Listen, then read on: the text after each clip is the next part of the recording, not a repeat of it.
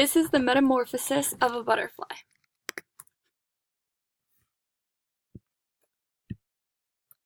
The first stage is the egg.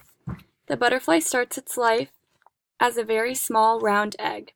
They are usually laid on the leaves of plants. The second stage is the larva, or the caterpillar. The caterpillar will hatch and eat the leaf that it was laid on. They do not stay in this stage for very long.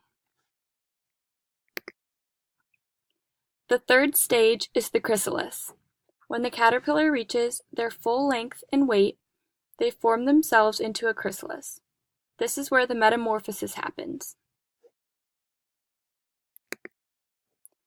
When the caterpillar is done changing, the fourth stage occurs and an adult butterfly emerges. The butterfly will then reproduce and the cycle starts all over.